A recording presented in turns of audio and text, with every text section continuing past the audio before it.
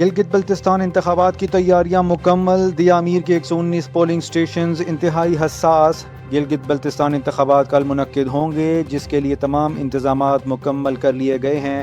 ضلع دیا امیر کے 4 حلقوں میں 1,58,714 ووٹرز حق رائے دہی استعمال کریں گے۔ ضلع بھر کے 174 پولنگ سٹیشنز میں سے 119 کو انتہائی حساس، 22 کو حساس اور 33 کو نارمل قرار دیا گیا۔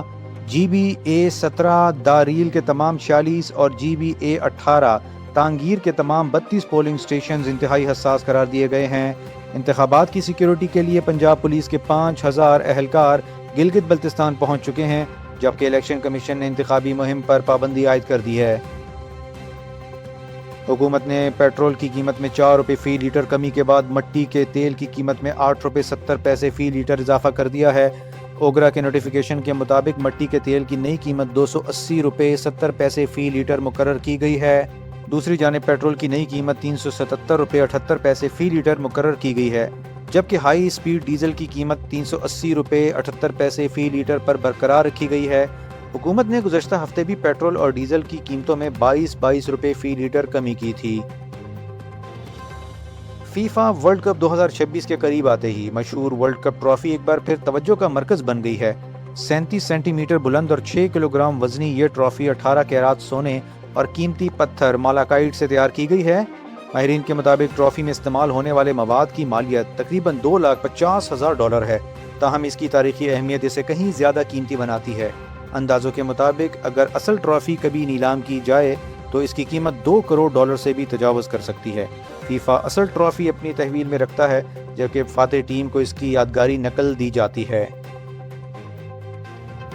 وفاقی وزیر برائے منصوبہ بندی احسن اقبال نے واضح کیا ہے کہ کراچی کو وفاق کے ماتحت لانے کی کوئی تجویز زیر غور نہیں۔ ایک ٹیلی ویژن پروگرام میں گفتگو کرتے ہوئے انہوں نے کہا کہ موجودہ NFC فارمولے کے تحت صوبوں کو زیادہ مالی حصہ ملنے سے وفاق کو مالی مشکلات کا سامنا ہے، جس کے باعث اہم اسٹریٹجک منصوبوں کی تکمیل متاثر ہو رہی ہے۔ احسن اقبال کا کہنا تھا کہ حکومت بے نظیر انکم سپورٹ پروگرام کو ختم نہیں کر رہی، تاہم تجویز ہے کہ پروگرام کے مستحقین کو ادائیگیاں متعلقہ صوبے خود کریں، کیونکہ 18ویں ترمیم کے بعد غربت کے خاتمے کی ذمہ داری صوبوں پر عائد ہوتی ہے۔ انہوں نے ایک بار پھر واضح کیا کہ کراچی کو وفاقی کنٹرول میں دینے سے متعلق کوئی تجویز زیر غور نہیں۔ افغانستان میں انسانی اور سیاسی بحران مزید شدت اختیار کر رہا ہے، جبکہ معاشی مشکلات اور غربت میں اضافہ ہو رہا ہے۔ ناروے کی ریفیوجی کونسل کی رپورٹ کے مطابق ملک کی تقریباً نصف آبادی کو انسانی امداد کی ضرورت ہے، جبکہ 40 لاکھ بچے غذائی قلت کا شکار ہیں۔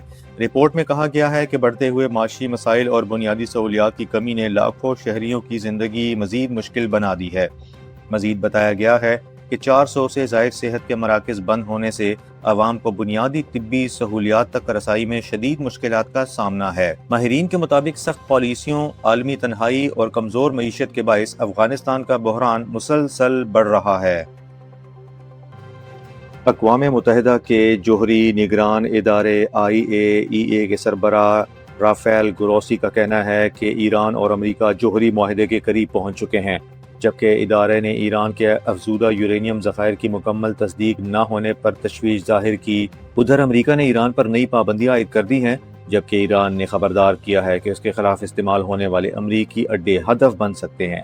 اقوام متحدہ نے بھی مشرق وسطی کی کشیدگی کے باعث لاکھوں افراد کے بھوک کے خطرے سے دوچار ہونے کا انتباہ جاری کیا ہے۔